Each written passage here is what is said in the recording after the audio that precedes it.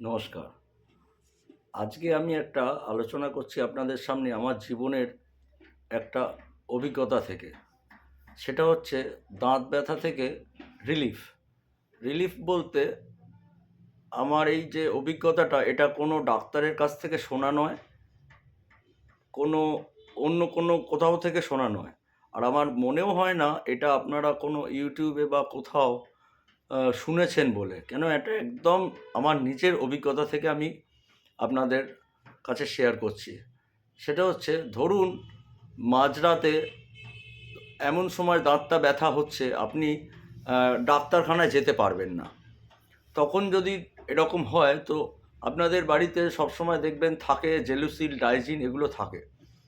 আপনারা কি করবেন, দুটো ডাইজিন বা জেলুসিল নিয়ে মুখে নিয়ে চিবিয়ে গিলবেন না, আপনারা লালা দিয়ে মুখে রেখে দেবেন। ধরুন আপনার এই সাইডে যদি ব্যথা হয় বা এই সাইডে যদি ব্যথা হয়, তাহলে লালাটাকে নিয়ে আপনি শুয়ে থাকবেন, পাশ ফিরে শুয়ে থাকবেন, যেদিকে ব্যথা হবে সেদিকে শুয়ে থাকবেন। যদি ওপর দাঁতে ব্যথা হয় তাহলে আপনারা উপর হয়ে শুয়ে থাকবেন, নিচের দাঁতে ব্যথা হলে বসে থাকবেন। লালাটা ওখানে আপনাকে রাখতে হবে, মোটামুটি আধ ঘন্টা থেকে 45 মিনিট রাখতেই হবে। আপনারা যদি রাখেন, আপনাদের আমি 100%, এটা আমার জীবনের অভিজ্ঞতা আপনাকে বলছি, আপনারা এটা রাখেন যদি 45 মিনিট মুখে, দেখবেন তারপরে 45 মিনিট পর আপনি আস্তে আস্তে ওটাকে খেয়ে নেবেন। খেয়ে নিয়ে আপনি শুয়ে পড়বেন। শুয়ে পড়ার আধ ঘন্টার মধ্যে দেখবেন আপনি সকাল হয়ে গেছে। কখন আপনি ঘুমিয়েছেন, কখন আপনার দাঁতের ব্যথাটা চলে গেছে, আপনি নিজেই জানতে পারবেন না। এটা হচ্ছে একটা ভালো ইয়ে। কেন, জেলুসিল বা ডাইজিনে দেখবেন মিন্ট ফ্লেভার লেখা থাকে। মিন্ট ফ্লেভার মানে হচ্ছে মেনথল।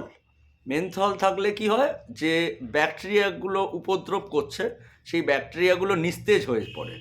কিন্তু ওটা বেশিক্ষণের জন্য নয়, ম্যাক্সিমাম আপনার ওই যদি রাত্রে হয়, আপনি যদি খান ওই 8টা 9টা 10টার সময় ওটা কেটে যাবে, আবার ব্যথাটা শুরু হবে। আবার কি আপনি জেলুসিল খাবেন? না, আর খাবেন না। এবার আপনি কি করবেন, আরেকটা নিয়ম হচ্ছে, যদি এমনি সময় হয় তখন আর কি রান্নাঘরে যাওয়া যাবে না বলে। আচ্ছা, আরেকটা কথা বলছি, যেটা হচ্ছে আপনার বেটাডাইন বা প্রোভিডাইন, একটা গার্গেল পাওয়া যায়।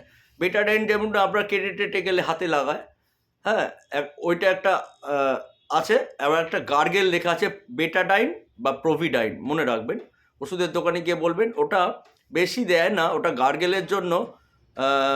ওখানে কিন্তু যেটা লেখা আছে ওটা কিন্তু ভুল লেখা আছে।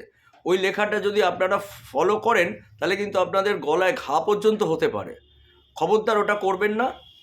আপনার যদি গার্গেলের জন্য করেন, অন্য যে কোনো ব্যাপারে, গলার ব্যথা টলার ব্যথা, যদি গার্গেলের জন্য করেন, 1 কাপ জলে, মানে চায়ের কাপের 1 কাপ জলে 4-5 ফোঁটা ওটা দিয়ে গার্গেল করতে পারেন।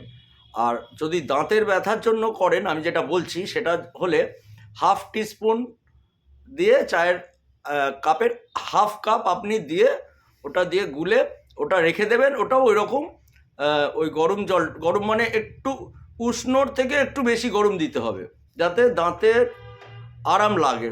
আপনি হয়তো নিতে পারছেন না, অল্প অল্প করে ঢাললেন, ঢেলে ওটা রেখে দেবেন।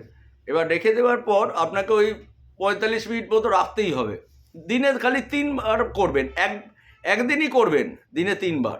সকালে করলেন, সন্ধেবেলা একবার করলেন, ঘুমোবার আগে রাত্রিবেলা একবার করলেন। আপনাকে 7 দিন আপনাকে ব্যথা দেবে না, আমি গ্যারেন্টি দিচ্ছি ব্যথা দেবে না।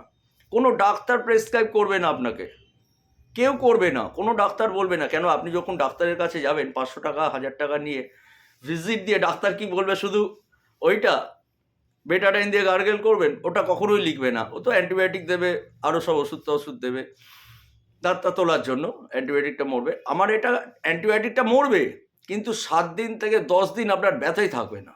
তারপর আপনি ডাক্তারের খানায় যান। এটা একটা আপনাদের একটা খুব ভালো জিনিস শেয়ার করলাম, খুব ভালো। এটা যদি করেন, গ্যারেন্টেড, আপনি গ্যারেন্টি লিখে নিন আমার কথায়, একদম সেম টু সেম আপনারা আরাম পাবেন।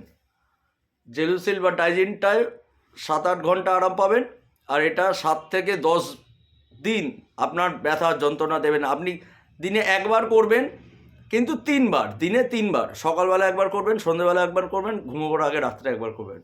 করে দেখবেন কত ভালো রেজাল্ট আপনি পান। আপনি নিজে ভাবতে পারবেন না এটা কিভাবে হলো। হয়তো কোনো ডাক্তারের কাছে গেলে ডাক্তারকে জিজ্ঞেস করলে ডাক্তার বলবে যে এটার জন্য এটা হয়, হতে পারে এটা সায়েন্টিফিক কোনো, কিন্তু আমি তো অত জানি না। কিন্তু আমি যেটুকুনি, এটা আমার জীবনের অভিজ্ঞতা, আজও আমি ফেস করছি এই প্রবলেমটা, আমি এরমভাবে করি। তারপর ডাক্তারখানায় গেলাম, ওষুধ খেয়ে দাঁত তুলে নিলাম, সেটা ঠিক আছে। এটা আপনাদের কাছে শেয়ার করলাম, কিরম লাগলো জানাবেন। লাইক শেয়ার কমেন্ট করবেন, সাবস্ক্রাইব করবেন। কোনো মতামত থাকলে কমেন্ট বক্সে লিখবেন।